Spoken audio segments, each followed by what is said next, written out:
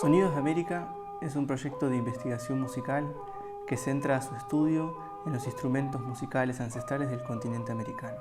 No solamente recolectando instrumentos, sino juntando historias, conociendo a personas, a músicos, a constructores que tienen la misma inquietud, ¿sí? que en mi caso, de querer conocer qué pasó antes, cuáles eran los instrumentos, qué sonoridades inspiraban al hombre, ¿no?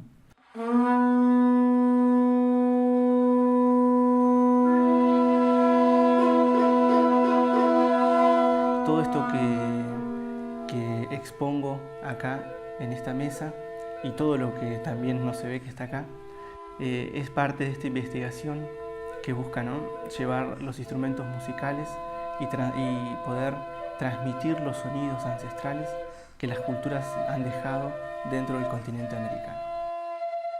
Los constructores de instrumentos prehispánicos han sido un factor muy importante, ya que nos han otorgado los instrumentos y a su vez también nos han enseñado a construirlos. La cordillera de los Andes, que va desde el sur hasta Norteamérica, ha representado un elemento geográfico de unificación en algún punto de las culturas y un punto en común para seguir una ruta de viaje.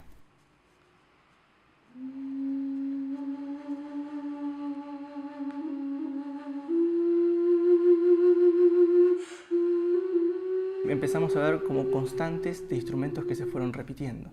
La tierra es la dadora de la materia prima para los fabricantes o para la construcción de los instrumentos musicales.